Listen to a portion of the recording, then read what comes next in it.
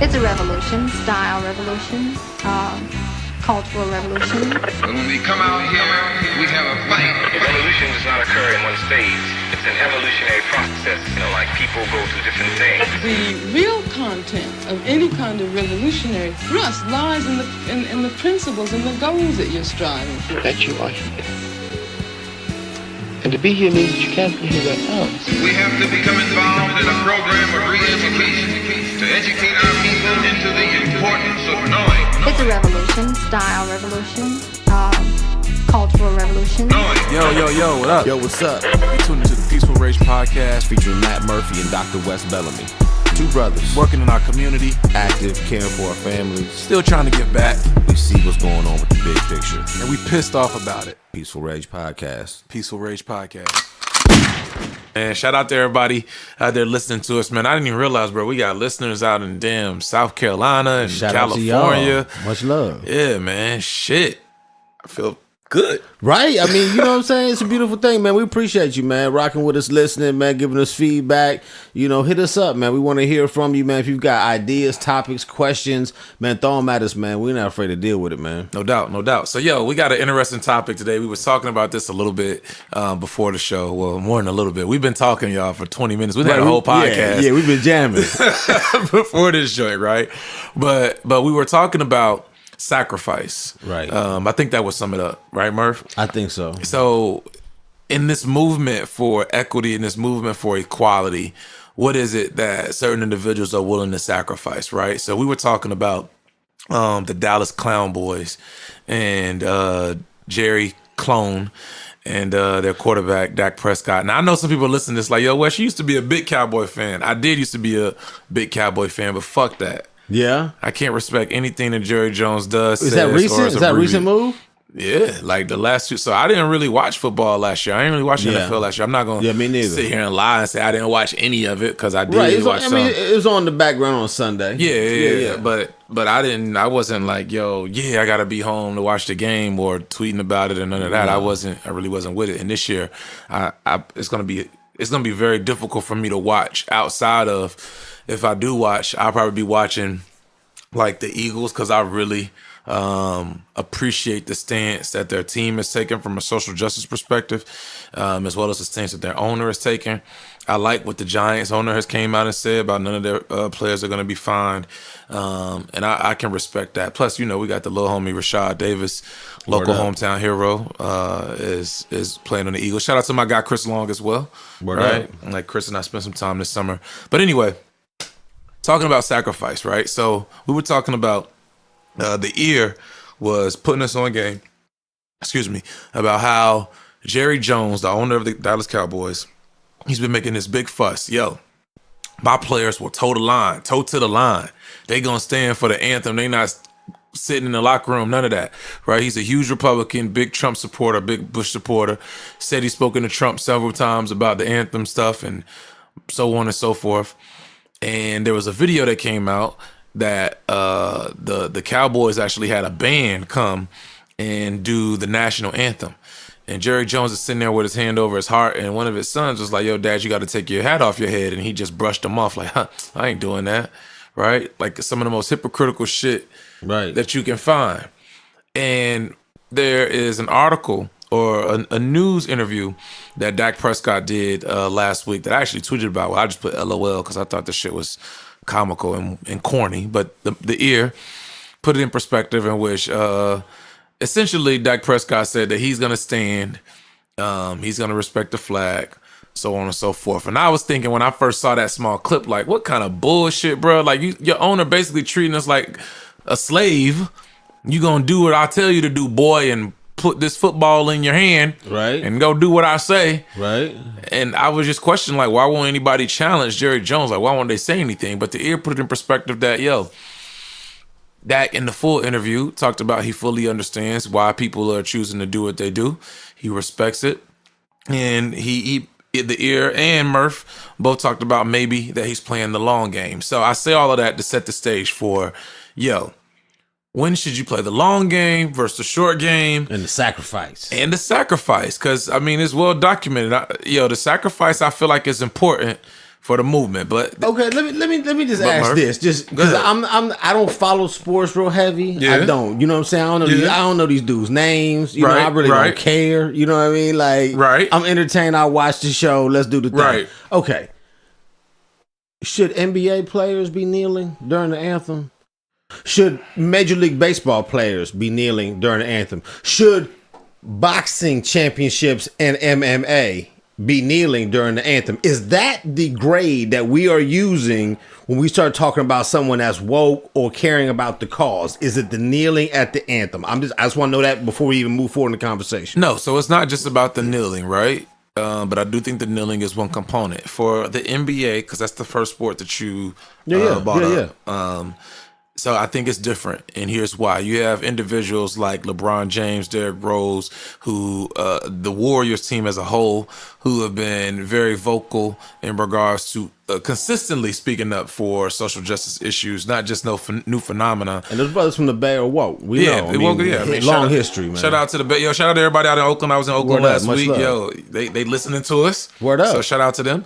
But yeah, so yo, it's I think the level of consciousness and the people who are willing to actually put action behind their words in the NBA, to me, the NBA is one of the most conscious leagues in terms of the makeup and the demographic of brothers who are playing, because they are unequivocally afraid to stand up and speak out. Also, the WNBA.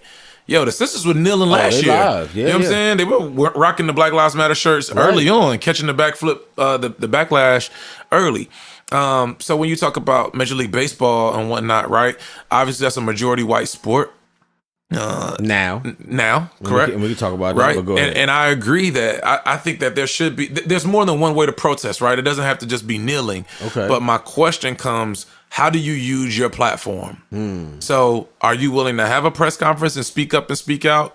Are you willing to challenge 45 publicly, or are you one that just kind of goes behind the scenes and says, "Man, I want to do something, but that loud stuff is for them"? But let me push back a little bit, because just because of your own, position and situations you find yourself in, you know what I mean, because of your role, you understand the difference between the headline and the truth. Yeah. So when the headline comes out, and then you look at what, let's just use Dak Prescott as the example. We look at that situation, but then you read the whole story, you watch the whole thing, you have a better understanding. Right.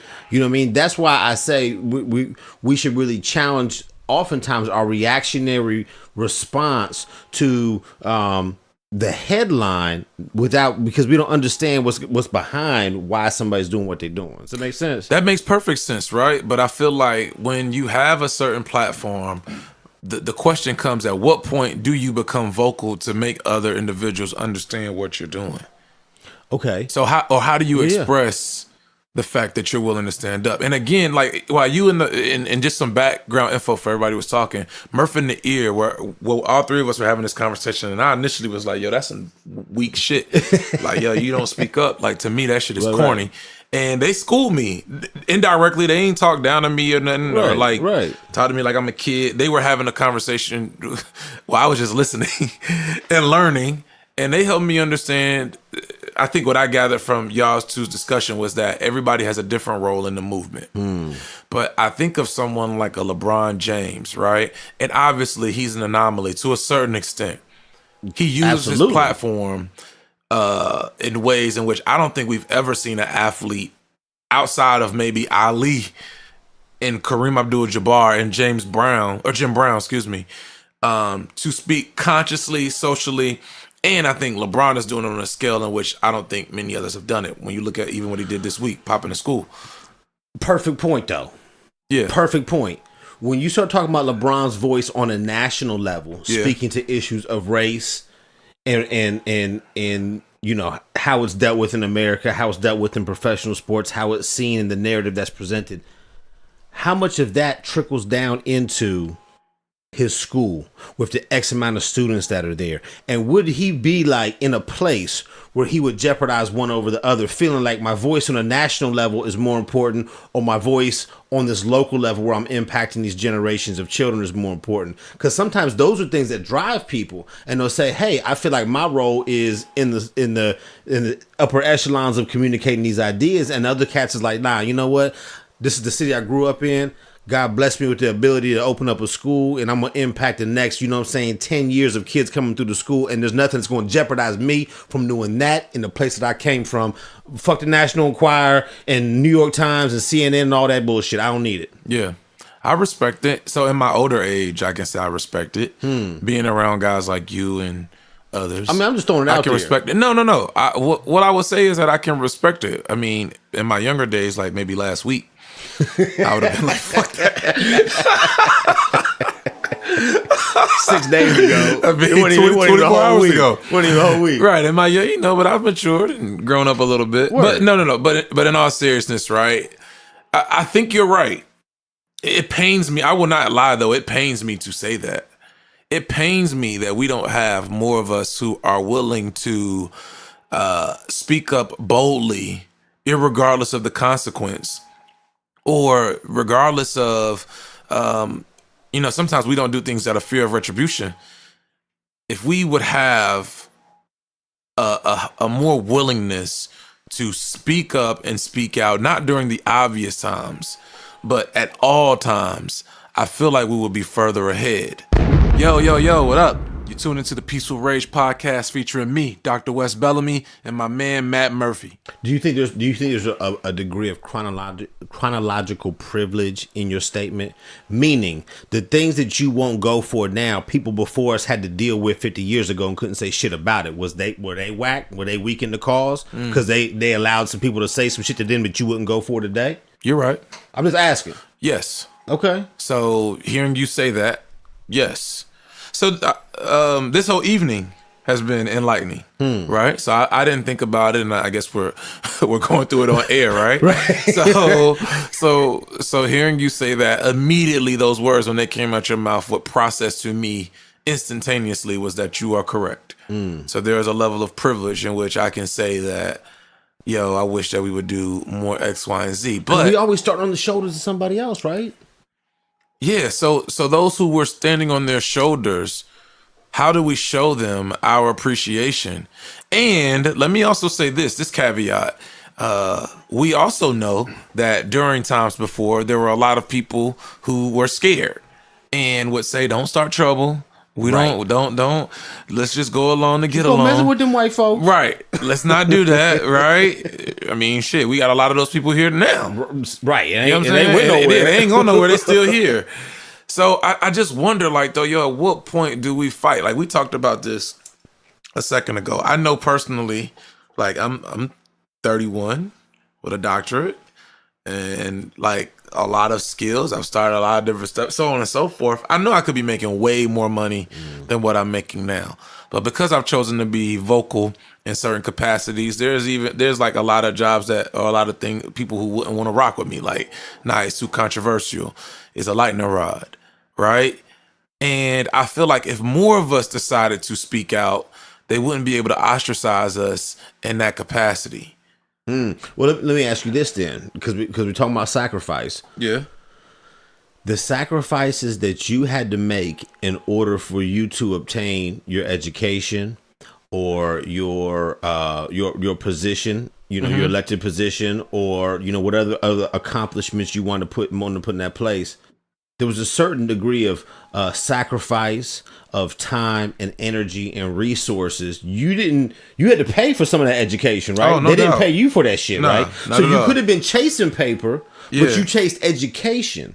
And so the sacrifice on some level was, and I ain't in your pockets, I'm just saying, on some level was the pursuit of money, which would have allowed for economic empowerment and multiplication amongst your people. Right. I'm not saying you any less down because you didn't pursue that route. Right. You pursued the opportunity to shape young minds, Right. and that took a different sacrifice and cost. And so I'm just saying, like, even if we want to equate people and like say, oh, y'all all play the same sport, y'all supposed to all think or act or do things the same way. One side, I understand the solidarity and the imagery that comes behind that. But like we talked about before we started recording, I said, what if, just imagine in this world for a second, Dak Prescott said, you know what, I'm going to get as much paper as I can because in 5 years, me and 10 other dudes are going to put our money together and we're going to buy a team and then we're going to show them some shit. Like, how would that shape the way that we felt like he sacrificed, you know what I'm saying, his pursuit of respect or people understanding what he was doing or whatever the case is because he had a different perspective? So you're absolutely right. Right. So them choosing to play the long game in that regards is a strategy option. And we've seen that. We've seen similar kind of strategies throughout history, right? Especially when it comes to us. And like, people at Sammy Davis Jr. and others who, Nat King Cole, who weren't very vocal in terms of the movement, but they funded a lot of it, right? Even when I was in Oakland last week, like, Cass was telling me that like Jane Fonda was helping make the payments on Huey staying at the penthouse in Oakland. And some people were mad, like, why is Huey staying at the top floor of the penthouse? And it was like, nah, this is the only place that got cameras. And there were a lot of actors who weren't very vocal, but they were like footing the bill. And you understand from a certain level of leadership, when you get into a space, you are required to make decisions based on information that only a few people may understand know. Right. that know and then understand. Right. And understand. You're right. And so then you come out with a decision. They still basing all their reactions on half of what's really going on. Right. And only under their limited knowledge, right? On how they would do things. Right. Go ahead. But even in that, I still wish that more of us were vocal. And if we were thinking about what it means for us, because we would be sacrificing certain things, why can't we start our own jobs? Why can't we create our own businesses? Why can't we create our own lanes in which we can take care of ourselves? Because I do believe that there are a lot of us, black folk, as well as a lot of white people and others who are more than willing to support. We just have to take the chance. And like, we talk about sacrifice, like, there's a lot of post-traumatic slave like disorder, that kind of PTSD going around, because psychologically we are very afraid to do certain things, like take a chance to step out and rock the boat. We do not, a lot of us, I'm not gonna say all of us, but there's a lot of us who don't want to do that shit out of fear. That's true. Of what some may say about us, or fear that we may be blackballed, or fear that if I do this, there's going to be a consequence and it ain't going to work out. I ain't going to be able to take care of my kids or my family or this and so on and so forth. And it's like, damn, bro, like at some point we got to stop being so damn scary, or we're going to keep getting shot in the street. We're going to keep getting ran on. I mean, like, you look at this shit that happened to me with Collier's towing last week, bro. Right. You know what I'm saying? I seen that, man. If we don't speak up, which shout out to the city of Charlottesville, shout out to all my folks out here. Y'all definitely spoke up. Rock with me, had my back. They went in. Yeah, man. we'll talk about that story in a little bit, maybe before the end of the episode. But I mean, like, you see what I'm saying? Like, we don't. If we don't speak up, like, bro, if not now, then when? And I feel like that's where we have a lot of conflict. Okay, hold on. Let me just push back for a second, because I like playing the other side. No I'm doubt. down what you're saying. I feel you. Go ahead, bro. I think we all have different fears and motivations that compel us. That on one side you might say be more vocal, but you might on another area not be as strong. Whereas another brother who wouldn't be as vocal can pick up the slack where you not strong at. That's true. You know what I'm saying? It's like, you like roller coasters? Yeah. I love roller coasters. Yeah. Now, when my kids were little, listen, I'm going to tell you this real quick. We can get off track, but we'll bring it back in a minute. Went to Six Flags in Atlanta, right? Right. And they were just tall enough to get on the ride. I said, this is how we ride roller coasters. We sit in the front seat with no hands. Oh, you're bugging. Right? And that's how to this day, my kids, when they ride roller coasters, dog, we in the front seat, no hands. You're bugging. Look, now you said I'm bugging. Nigga, hey, why you scared, homie? You know what I'm saying? Why you scared, though? That's real. I just be in the middle. I just be in the middle. Right, that's real. We all on a roller coaster.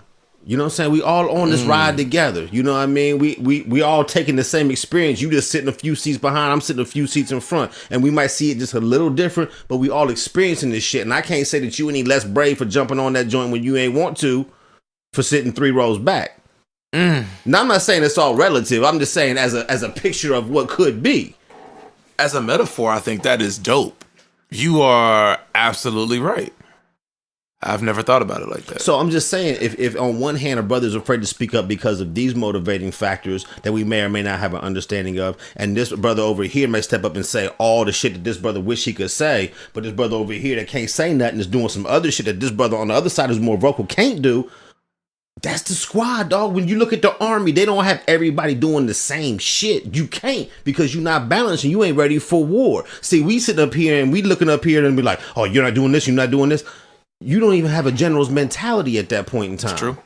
So where I feel, so I agree with you wholeheartedly, and I said a second, I never thought about it like that. I need to retract that. Like I've thought about it like that. Yeah. Where my disappointment comes is that even with those who may not be willing to be vocal or stand up, they still won't offer any support and they stand idle. Well, that's that bullshit though, because before we started recording, we talked about Booker T. Washington. And you know the beef, and I know that's your dude, so we can talk about it. Yeah. So hold up. We ain't gonna talk shit about Booker T. I'm not.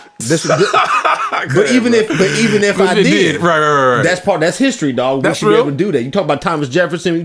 We should be able to talk about anybody for the sake of history. My kids will look back like, Daddy, man, he should have got his shit together. You know what I mean? That's real. No, that's real. Right. You know, so Booker T. Washington on some positive shit though, right? W.E.B. Du Bois and these other cats were like, he's this and he's that, but they didn't know and didn't realize the money he was funneling to black causes on the backside of shit. So publicly, they looked at him kind of one way, and he's doing this and he's dancing and doing all this kind of shit. On the meanwhile, he's putting money into it that they never did and never could have. This cat literally walked from what is now West Virginia to Hampton Institute, got stuck in Richmond, ran out of money, slept under a bridge, then walked bare feet from Richmond to Hampton, got to Hampton to go to school, didn't know how to read. Well, he knew how to read from when he was younger, but didn't have any money. So he was the janitor during the day and went to school with the Native Americans at night, worked his way up, then walked to Alabama to establish Tuskegee Institute. And where I think a lot of people say that he was tap dancing in some regards was that he made a lot of acquaintances with white people, and he would go to them because he tried to start Tuskegee like on 3 different occasions, or for a variety of different reasons. The buildings was messed up and lost money here, lost money there, so forth. And he had, specific donors who he could reach out to, like, yo, we need this amount of money for the school for X, Y, and Z. And they would come through for him, which I can respect. So some will say he was playing a game. Right? Or he may not have been as vocal in some regards. He was one, though, that was like, yo, we don't need to be because I remember in this book, Up From Slavery, which a book that changed my life. I would encourage everybody to read that. I remember him talking about in Alabama, like, yo, he would be going around trying to get kids to come to the school. He would go in people's houses and they would have what they thought to be fine dining where like China or some shit is the equivalent now. But yo, but you can't read. Or you would have some kind of piano in your house, but you play piano. You can't play piano, and you got to finance from the white folks, and you enslaved on credit. Right, the shit been going on for 200 years, dog. That's real. So my question, well, you're right. Well, no, I'm just saying. Okay, but hold on, brother. I'm just saying that to say, take Booker T. Washington in his context and what he was doing underground. A lot of people didn't know about. Right, move that to today. Barack Obama got a lot of critics, a lot of black critics who felt like he did not stand up and speak up, more specifically to your point, that he did not speak up and speak out for black people, particularly when he had the opportunity to. But he did. I understand. In my opinion, homie came out when no president has ever said, if Trayvon, and shout out to Trayvon, you know what I'm saying, it's 8 years today, 5 years today, excuse me. No president has ever said, if I had a son, he would look like Trayvon. No president has ever started a Black Male Achievement Initiative. My brother's keeper. Like I understand that, but I think there's still people. I think specifically there are black people who feel like he did not speak out as much as they would have liked for him to. There's people who and so he wasn't vocal enough. So you talking about dude not being vocal enough? I mean, black people being vocal enough. Barack wasn't vocal enough. So I'm just a critic. I disagree. I feel like Barack was a stand-up dude. I think he was an individual who, again, he was under. It's incredible kind of pressure. He had to play. He had to play a game in that position. He had to play the game, no doubt. They already was trying to fry him. I'm not. Look, I'm not. So if he wanted to get anything done, but I'm just saying that's the other side of it. Do. So even when I was in Oakland last week, on one of the spots, we was on a Black Panther tour, and one of the homies was like, "Yo," you know what I'm saying? They were talking about Assata Shakur. Shout out to Queen Assata, and he was like, "Yeah, but Barack had the opportunity to pardon her, and he didn't." You know what I'm saying? In fact, he upped the bounty on her head, right? So he was like, "Yo, he wasn't for us," so on and so forth, right? But I think that's one component. And I may not, for whatever reason, right? People can have their different opinions on that. Does that negate all of the other stuff that he was doing for us because he didn't rock with Assata? So take it back to Dak then. Does it negate from whatever he may or may not be doing because he didn't kneel, or he was like, nah, I'm not going to kneel. I understand the argument, but I'm not going to do it this way? You right. I'm just asking. What I'm saying is that you're right. But for me, I couldn't do that. Right. But again, we all have our role to play in the movement and how we're vocal. I don't stand during the pledge of the city council meetings. Yeah, I know, and it's caused some people to say like, you know what I'm saying. And we've got black brothers and sisters serving our armed forces, right? That don't have the luxury of to not stand. Are they any less woke? Are they any less aware? Are they any less down for what we struggling for? Nah, they fighting for us to be able to do it. Context is important, dog. Drop the bomb. Let's take a quick break. We'll be back.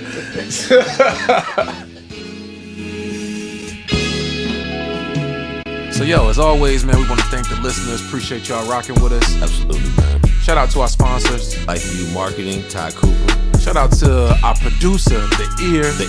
Yo, what up, man? At Damani for prayers, hit him up. And also, if you want to be able to sponsor with us, or you want to come through on the show, look out for us. Hit us up on Gmail at peacefulragepodcast@gmail.com. Hit us up on social media at Peaceful Rage Podcast on all social media websites. That's Twitter, Instagram, and Facebook.